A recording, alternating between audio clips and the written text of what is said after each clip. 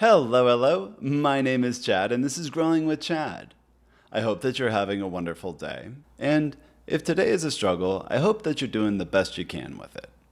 I have all the markers warmed up, and we are ready to get into some dots. These last few weeks, I haven't been making as many videos. I got a new computer and couldn't figure out how to edit stuff, so it was a whole thing. But the biggest reason is that I've been away. I've been visiting family on the East Coast and having a ton of fun. Driving from beach to beach and sharing good times is more than I could ask for. It was really a blessing. Coming home is always great, but it feels like I left part of my heart in the sand. Of course, Lil B and Kitty were ready for us to be home, but there was still something with it, a little bit of sadness. And that's okay. It doesn't mean that there's anything wrong. It just means that I miss the important people in my life. Today, I'm going to try something different. I'm going to try to imagine the perspective of the dot. Like, if I were a single dot, what would that feel like? To be suspended in space without a connection other than to the page itself. Always a neighbor and never a guest. I imagine the dot looking out across the page to all the other dots. And from that angle, it might even look like the other dots are having a party and hanging out together. And the single dot is left missing and lonely. Loneliness is a real problem, and not just for dots. Loneliness isn't just being alone. We can be surrounded by people and still feel lonely. We can be in a relationship and feel more alone than ever. Loneliness doesn't care how many likes or followers we have. Loneliness is an emotional state. It is part of the human condition, and every person will feel some sort of loneliness at some point. But how often and the intensity and for how long is more of an individual thing. But if you have ever been lonely, then you're in good company. But why loneliness? Why would this be part of the natural order of things? Loneliness is a signal, and it's not saying that you're defective. It's saying that you want more. You want a deeper connection, and you want to be understood. The same way that the body tells us that we're thirsty or hungry, loneliness is a sign that we need more than superficial interactions. We want substance. We humans are social creatures, and our survival is based off of being part of a group. So when we aren't having the bonding relationships that stabilize us, the alarms start going off. The feeling starts to sink in, and it becomes undeniable. We can overwork ourselves and scroll on the socials for way too long, drink and escape, get irritable, and emotionally distant. We can hide our loneliness in being busy and distracting ourselves.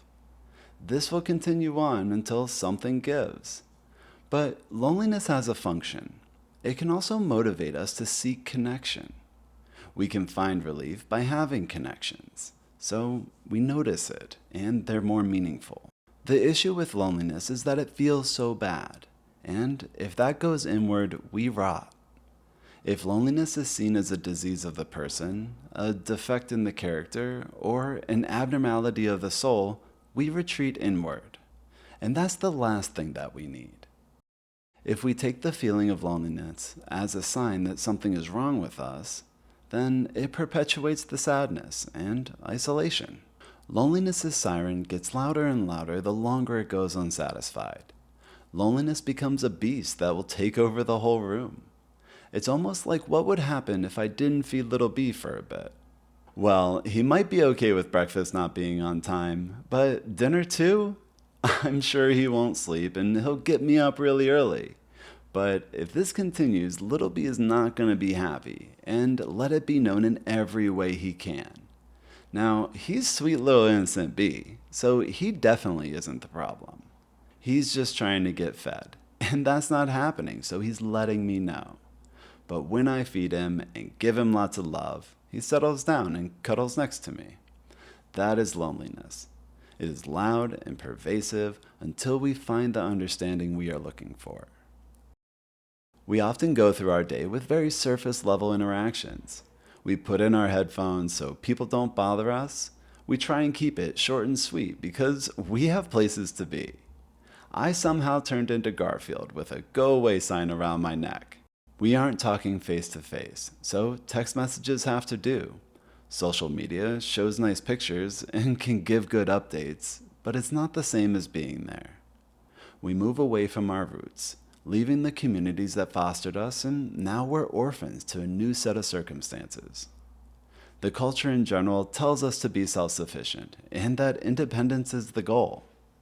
But all of this goes against our nature. We're wired to depend on each other, to need each other, to comfort each other, and to celebrate each other. No man is an island.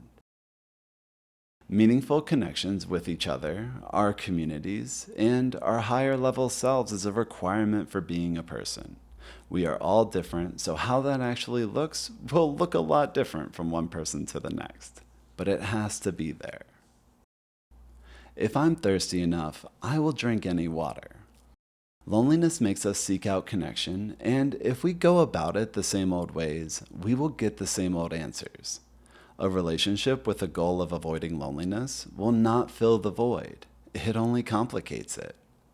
Unless the relationship is meaningful, it will throw us into the pattern of relationship hopping or people pleasing.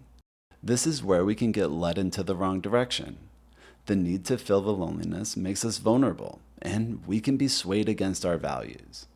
We can find community with people that do us more harm than good.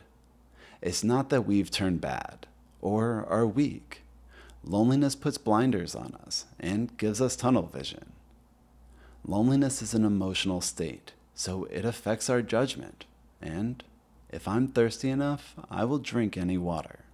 Loneliness isn't a sentence or a punishment. It's a voice that wants to be heard. Loneliness wants purpose, value, and depth. Loneliness isn't irrational, and it strikes when things are changing. When we move, we have loss, we have career shifts, or health issues, that's when loneliness is likely to happen. But that makes sense because we're not only looking for connection with others, we're also looking for connections with ourselves. Change disorients us, and loneliness can lead to a realignment of priorities. And it can be a sign that real growth is about to happen. We can help change along by talking to people who matter most, listening to things that feel significant, or even looking at ourselves in a different way, even if it's a little uncomfortable. Loneliness is a sign to reach out, not to go inward. Because it is so difficult to reach out, it makes it more meaningful when we do. We find purpose, value, and direction when we reach out to the people who matter most. It is uncomfortable and not fun to say that we're lonely. But if it wasn't, it wouldn't have the significance. And that's what makes us realize the importance of the connections, so we treat them differently. Just like these dots, you are not alone, even though you feel lonely. And maybe this is a sign that things are about to change, if we allow it to. So today, if you're feeling lonely, give someone a call. Say hi to someone and see what happens. If you're feeling a pull, then go with a curious mind. Maybe join that pickleball league or improv group that Instagram keeps showing you ads for. Look for meaning and value in your day and give it the recognition it deserves. Pause, breathe, and notice yourself without caveats or criticisms. You are significant, and you will never understand your impact. I can stand on my hand, but I will never know my full weight.